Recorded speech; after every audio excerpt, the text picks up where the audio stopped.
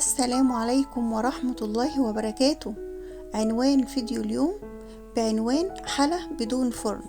بس قبل ما نبدأ الفيديو، لو أول مرة تشوفوني ما تنسوش اللايك والاشتراك وتفعيل زر الجرس عشان يوصل لكم كل جديد وقناتي تكبر بيكم. ويلا ندخل على مكونات الفيديو. زي ما موضح في الفيديو كده، بسكويت وحليب وجيلي وفراولة. معايا في الأول كده نص كوب حليب هحطها ببولة، وهجيب بسكويت سادة، أي بسكويت متاح عندك، مربع، مستطيل، أي بسكويت، وأي صينية متاحة عندك. هغمس البسكويتة كده في الحليب وهبدأ أرصها في الصينية بتاعتي. هتغمس البسكويتة وترصيها. صلوا على سيد الخلق سيدنا محمد وعلى أهله وصحبه أجمعين. الصلاة على الحبيب قلبك يطيب. اللهم صل وسلم وبارك عليك يا حبيبي يا رسول الله. صلاة تنحل بها العقد وتنفك بها الكرب وتغفر بها الذنوب وتخفي بها العيوب وتقضي بها حوائج الدنيا كلها يا أرحم الراحمين. هخلص الرصة بتاع الدور الأولاني كده، وهبدأ في أن أنا أرص الدور التاني من البسكويت. يعني أنا رصيت دورين من البسكويت. أغمس كل بسكوتة على حدة كده وأرص البسكويت جنب بعضه كده. هاخد معايا دورين من البسكويت.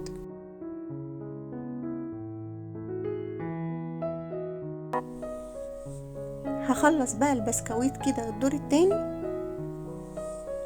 وهدخل على المرحلة التانية.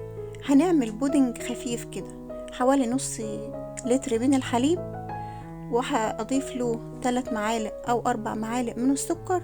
والسكر هنا اختياري حسب رغبتك، التحلية هنا اختياري. هنزل بباكو من الكاستر بما يعادل 3 معالق من الكاستر.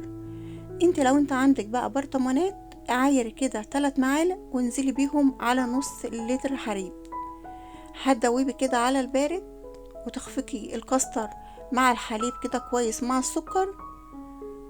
تتأكدي كده ان الكاستر داب في الحليب كويس معادش له اثر. هترفعيه على النار وايدك كده فيه،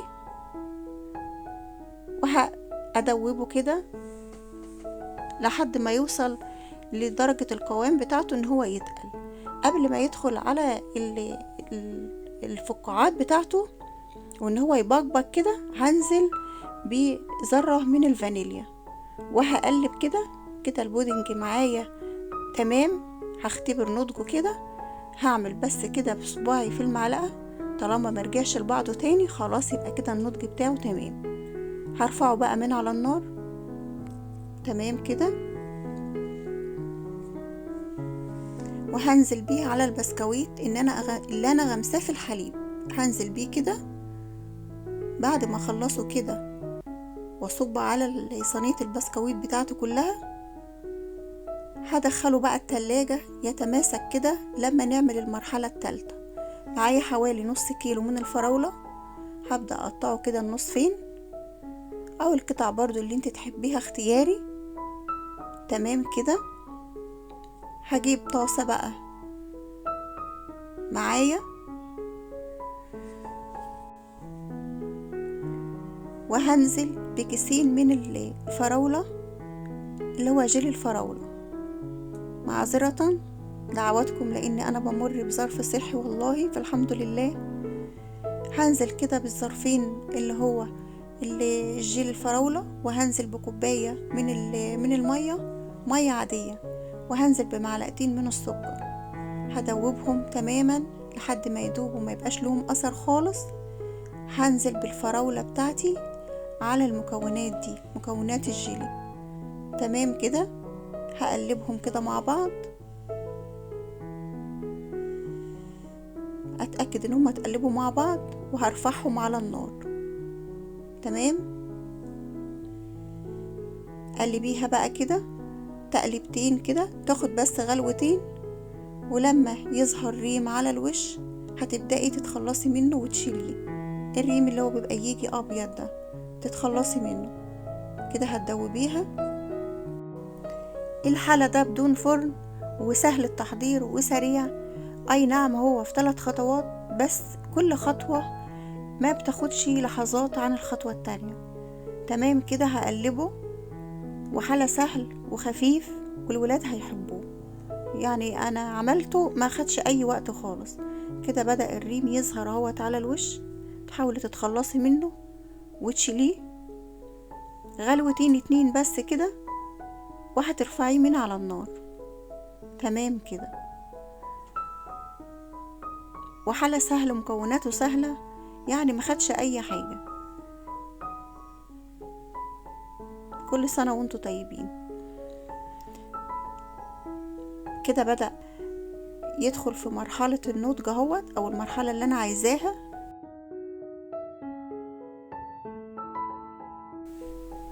تمام كده.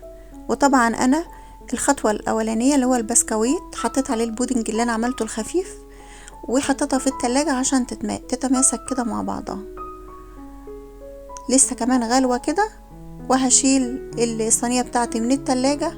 وده انا استعجلت عليه ونزلت بيه على البسكويت على طول. انتي ابقي سيبيه يبرد شوية، انا بس تعبانة وكنت عايزة اخلصه على طول على السريع. فانتي سيبيه شوية لما يبرد شوية.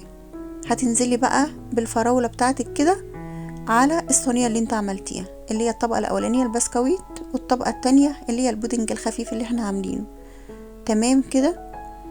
هتدخلها بقى التلاجة. هتاخد معاكي ساعة او ساعتين لو انت عايزة تاكلها على طول، او تسيبها للصبح يبقى احسن. بتطلع معاكي جميلة و3 طبقات ومتماسكة وتحفة تحفة تحفة، يعني خيال في الطعم والله. ومكوناتها بسيطة وما خدتش اي مكونات. هدخلها بقى التلاجة كده.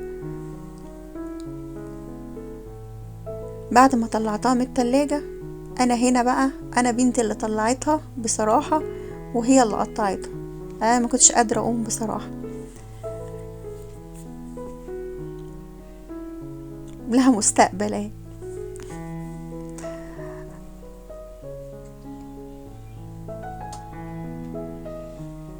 تحفة تحفة بجد.